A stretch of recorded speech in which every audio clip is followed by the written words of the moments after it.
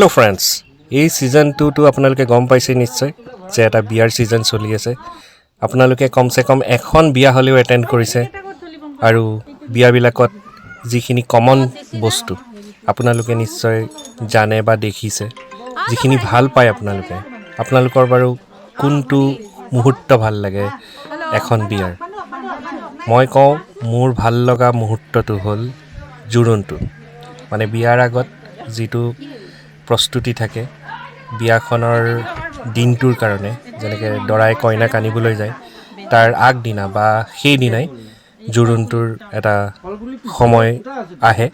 গতিকে জোৰোণটোত যিখিনি পৰ্ব নিয়ম, সেই নিয়মখিনি মোৰ ভাল লাগে। মানে নিয়মতকৈ সেই সময়খিনি ভাল লাগে। জোৰোণত যেনেকৈ যায় আৰু তাত গৈ যিটো অলপ সৰু সুৰাকৈ জোৰোণৰ যিখিনি নিয়ম, আ অলংকাৰ প্ৰদান কৰে, কইনাৰ কাপোৰ কানি দিয়ে, এই মুহূৰ্তটো, সেই মুহূৰ্তৰ পৰা দৰা ঘৰৰ পৰা ওলোৱা জোৰোণৰ গাড়ীখনৰ পৰা আৰু কইনা ঘৰলৈ পোৱা সেই সময়খিনি মই বিৰাট ভাল পাওঁ।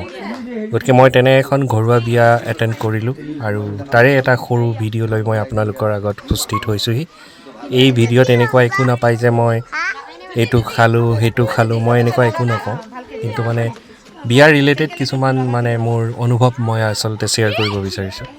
আচলতে বিয়াখন পাতিবলৈ এটা বছৰ কি, 2টা বছৰ কি, 3টা বছৰ কি, যিমান বছৰে লগাওঁ বুলি কয় কম হয়। মানে যাৰ অলৰেডি এৰেঞ্জ হৈ আছে ছোৱালীজনী বা তেওঁলোক ফ্ৰেণ্ডশ্বিপ আছে বা আগৰ পৰা ভাল পোৱা পুৰি আছে, সেইটো বেলেগ কথা। কিন্তু এৰেঞ্জ মেৰেজ এটা হ'বলৈ কিন্তু যথেষ্ট লাখ মানে ভাগ্যৰ প্ৰয়োজন হয়। তাতোকৈ প্ৰয়োজন হয় এটা সময়, যিখিনি সময়লৈকে দৰা ঘৰে বা ছোৱালী ঘৰে ল'ৰা ছোৱালীৰ সহমত লৈ বা দুই ঘৰৰ সন্মতি সাপেক্ষে গোটেই বিয়াৰ ছিষ্টেমটো যুগুত কৰি তোলে। মানে এখন বিয়াটো এনেই নহয়, যথেষ্ট খৰচ আছে। গতিকে মাক দেউতাকসকলে এই খৰচখিনি বহন কৰিব পৰাটো এটা ডাঙৰ কথা। মানে ডাঙৰ কথা এইটোৱেই যে তেওঁলোকে বহুতখিনি হিচাপ কৰিব লগা হয়, কিমান টকাৰ প্ৰয়োজন হ'ব। কাৰণ বিয়া এখন এনেই নহয় আৰু তেওঁলোকে বিচাৰে যে ল'ৰা ছোৱালীকেইটাৰ এটা ধুনীয়া ভৱিষ্যত গঢ়ি তোলাৰ বাবে তেওঁলোকে এইখিনি খৰচ তেওঁলোকে কৰিব পাৰে। কিন্তু এইখিনি গোটাওঁতে সঁচা কথা ক'বলৈ গ'লে মই দেখিছোঁ মাক দেউতাকবিলাকৰ চকুত যিখিনি প্ৰেছাৰ থাকে আৰু যিখিনি তেওঁলোকৰ মন মগজুৱে চিন্তা কৰি থাকে গোটেই প্ৰবাহটোক। গতিকে এইখিনি মই উপলব্ধি কৰিয়ে আচলতে এই বিয়াটোৰ ভিডিঅ'টো বনাইছোঁ। আচলতে কথাবিলাক সেইখিনিয়ে, মানে আমি বিয়াখন হৈ যোৱা দেখোঁ বা যিখিনি আলহী আহে আমি খাবলৈ যাওঁ, ধুনীয়াকৈ হাঁহি মাতি ঘূৰি গুচি আহোঁ। কিন্তু দুই ঘৰৰ ল'ৰা ছোৱালীৰ দুই ঘৰৰ মাক দেউতাকবিলাকে কিন্তু বহুত কষ্ট বহন কৰে। কইনা ঘৰে যেনেকৈ এজনী ছোৱালীক বিদায় দিয়াৰ যিখিনি বেদনা দেউতাক আৰু মাকে নিজৰ বুকুত বান্ধি ৰাখে, ঠিক তেনেকৈ দৰা ঘৰৰো যিটো ল'ৰাক এখন বেলেগ সংসাৰলৈ আগবঢ়াই দিয়ে, সেই মাক দেউতাকৰো এনেকুৱা এটা মনত কিছু চিন্তা থাকে যে এখন ভাল সংসাৰ সিহঁতৰ আমি পাতি দিওঁ।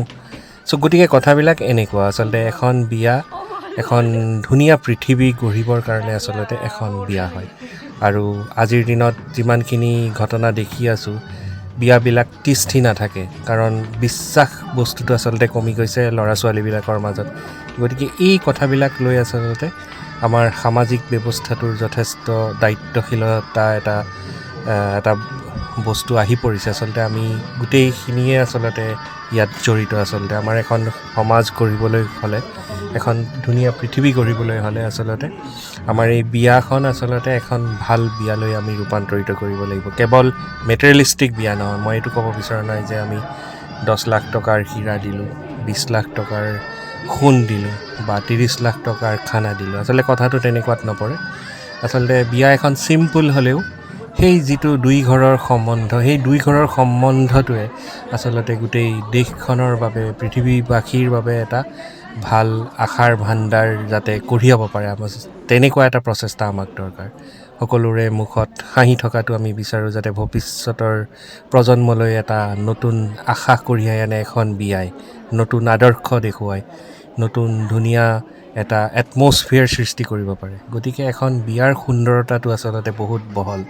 কেৱল নিয়ম নীতিৰ মাজতেই এইটো আবদ্ধ নাথাকে আচলতে আৰু আচলতে সেইটো কাৰণেই হয়তো বহুত আগৰে পৰাই বিয়াটোক আচলতে জন্ম মৃত্যু বিবাহ যিটো কোৱা হয় আচলতে এইটো এটা বহুত ডাঙৰ বস্তু এইটো আচলতে বহুত আধ্যাত্মিকভাৱে আচলতে বিশ্লেষণ কৰিব পৰা যায় ভাৰতখন বহুত জাতি প্ৰজাতি মিলি এখন গঠিত এখন দেশ গতিকে ইয়াত বিভিন্ন ধৰণেৰে বিয়া এখন পাতে মানে যেনেকৈ আমাৰ অসমত এতিয়া উজনি অসমৰ ফালে গ'লে চকলং চ' আমাৰ কামৰূপৰ ছাইডত বিশেষকৈ হোমপুৰা বিয়া বা যিখিনি জেনেৰেল কাষ্টৰ পিপুল তেওঁলোকে হোম পুৰে আৰু কিছুমানে শংকৰী ধৰ্মত বিয়া পাতে যেনেকৈ পুথি পঢ়ে চ' গোটেই বিয়াবিলাকৰ এটা মানে ধৰ্মীয় এটা ৰীতি নীতিৰে সমাধান হয় এয়া কইনাক আনিলে কইনাৰ অলপ লাজ ভাৱ ইফালে দৰা ঘৰৰ মানুহ বাকীখিনি বহি আছে যেনেকৈ মাক মাহীয়েক ভনীয়েক বাইক সকলো বহি আছে বিয়াখন আচলতে দুৰ্গা পূজা টাইপ নহয় মানে দুৰ্গা পূজা আৰু বিয়াৰ সম্বন্ধটো মই এইটো কাৰণে আনিব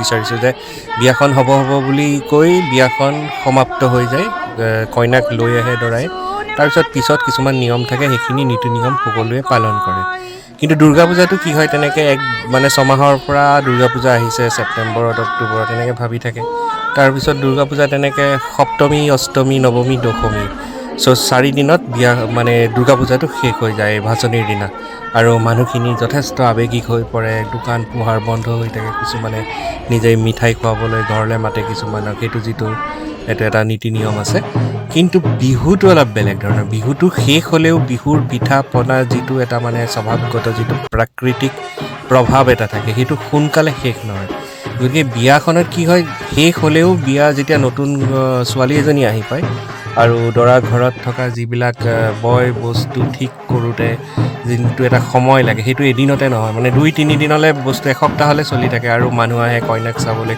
ধুনীয়া লগা এটা পৰিৱেশ বহুত দিনলৈ চলি থাকে আচলতে গতিকে এইটো এটা মই মিলাব পাৰিলোঁ মানে মোৰ মতেৰে মিলাইছোঁ আপোনালোকে কি কয় মই নাজানো কিছুমানে যাতে কথাটো বেলেগ ধৰণে নলয় এই বিয়াখনতো শিৱসাগৰৰ পৰা অহা কেইগৰাকীমান আমাৰ চিনাকি মানুহে তিৰোতাই বিয়া নাম জুৰিলে বিৰাট ভাল লাগিল এইটো পৰিৱেশ আচলতে হেৰাই যাব নালাগে বিয়া নামটো ভাল লাগে গতিকে এইটো আমাৰ অসমীয়া এটা কালচাৰ গতিকে এইটো জীয়াই ৰখাটো নৱপ্ৰজন্মৰ বাবে অতিকৈ আৱশ্যক আৰু এটা ধুনীয়া লগা পৰিৱেশৰ সৃষ্টি কৰে ধুনীয়া কথাৰে এই এটা পৰিৱেশৰ সৃষ্টি হয় য'ত সকলো মানুহে নিজৰ অন্তৰাত্মাক চুব পাৰে মন মুহি যায় বিশেষকৈ অসমৰ বেলেগ চহৰ নগৰত নহ'লেও গুৱাহাটীত কিন্তু আজিকালি বহুত অসমীয়া যুৱক যুৱতীয়ে লিভিং টুগেডাৰত থাকে মানে তেওঁলোকে বিয়া নাপাতে পচন্দ কৰে ইজনে সিজনক লিভিং টুগেডাৰত থাকে তেওঁলোকে মানে তেওঁলোকৰ এটা বিবাহিত জীৱনৰ পূৰ্ণাংগতা লাভ নকৰিলেও কিন্তু তেওঁলোকৰ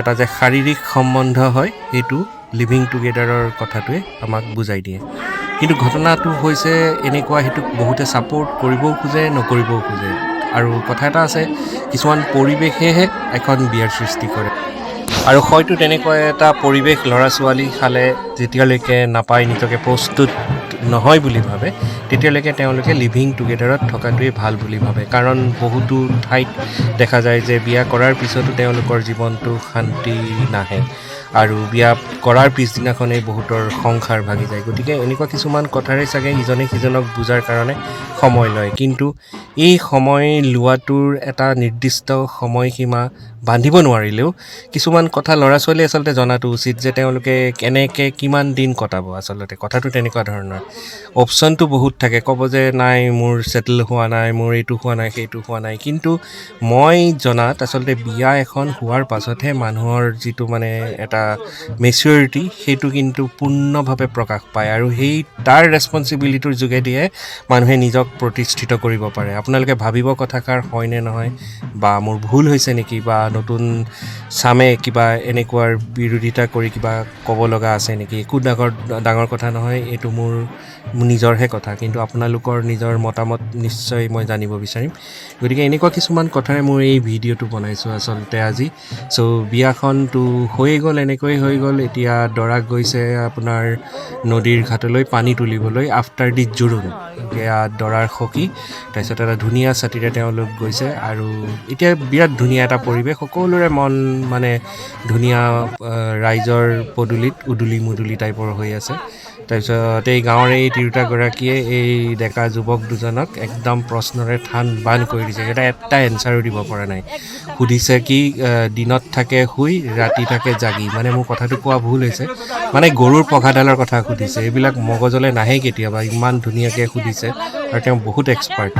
যিকেইটা কুৱেশ্যন সুধিলে এটা এনচাৰো মই কাৰো পৰা নাপালোঁ। মই পৰা নাই কাৰণে মই দূৰতে থাকিলোঁ বাৰু, কিন্তু মই কাৰো পৰা নাপালোঁ। গতিকে এইবিলাক মানে খুহুতীয়া বস্তু আৰু মানে যিবিলাক আমাৰ কালচাৰৰ সৈতে সম্বন্ধীয় এনেকুৱা যিবিলাক নলেজ, আচলতে আমি এনেকুৱা বিয়া চিয়াবিলাকতো আমি যথেষ্ট দেখা পাওঁ। কিন্তু বিয়াখনৰ এটা মাদকতা এটা আছে, এই বেণ্ড পাৰ্টিটো। এই বেণ্ড পাৰ্টিটো কিন্তু সঁচাকৈ যে এইটো থাকিবই লাগে। মই কৈছোঁ ভৱিষ্যতেও এইটো এৰিব নালাগে। এটা ধুনীয়া পৰিৱেশ আৰু এটা মানে উন্মাদনা ভৰা একচুৱেলি বিয়া লগা যিটো মানে টেষ্ট, ৰসগোল্লাৰ যিটো টেষ্ট, লালমোহনৰ যিটো টেষ্ট, চব সুকীয়াটো। গতিকে গোটেই ৰাইজক এটা মানে যে বিয়া যে হৈছে তাৰ মানে জানকাৰীটো ইয়ে দি দিয়ে বেণ্ড পাৰ্টিটোৱে। এই বেণ্ড পাৰ্টিটো কিমান ধুনীয়া লাগিছে শুনকচোন এবাৰ। আৰু এয়া পাৰ্টিটো গোটেই ওলাই আহিছে লেডিজখিনি দৰাৰ সৈতে। তাৰপিছত ওচৰতে নদীখন, ব্ৰহ্মপুত্ৰ নদী। তাৰপিছত তাৰ আগত দেখিব এতিয়া বালিচৰ পৰি আছে। তাৰপিছত এইকেইটা এই চিম্বা নামৰ এই ঘৰুৱা কুকুৰটো আছে।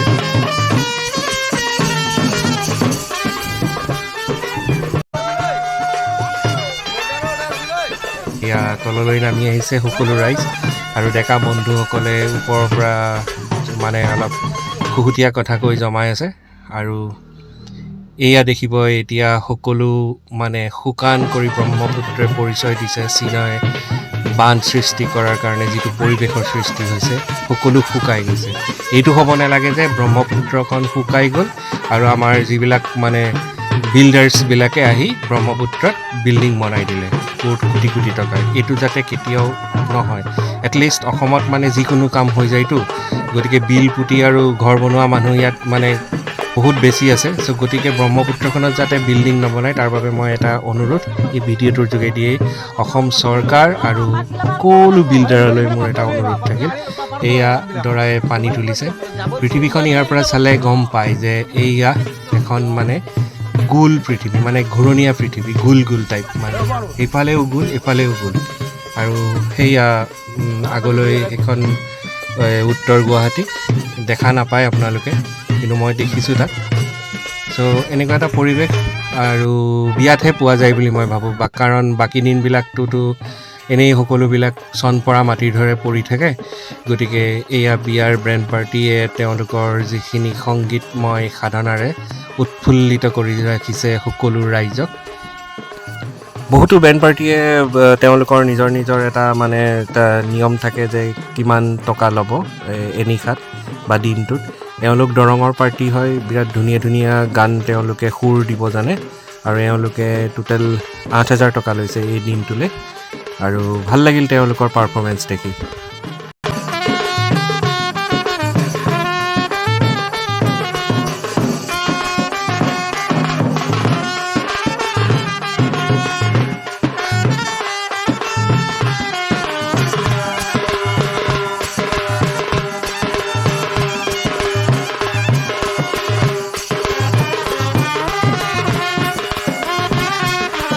এতিয়া অলপ অনুভৱ কৰকচোন, পৃথিৱীখনত যদি সংগীতেই নাথাকিল হয়, আমি এটা নিৰ্জন দ্বীপত বাস কৰিলোঁ হয়।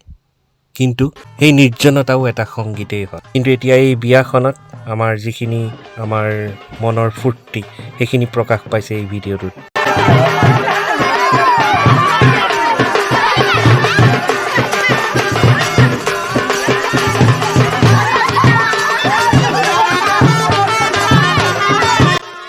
আচলতে জীৱনটো যিহেতু দুদিনীয়া, অলপ সময় পালে, অলপ ফূৰ্তি কৰিবলৈ চান্স পালে সেই ফূৰ্তিখিনি আচলতে কৰা উচিত। সকলো সময়তে কেৱল মানে অৰ্থনৈতিক চিন্তা, টেনশ্যন, কি হ'ব কালিলৈ, এনেকুৱা কিছুমান কথা যিবিলাক আমাৰ গতানুগতিক, সেইখিনি অলপ ছাইডত থৈ অলপ নাচাটো বেয়া নহয়। কিন্তু মানে এইটো এটা বহুত পজিটিভ ভাইব হয়।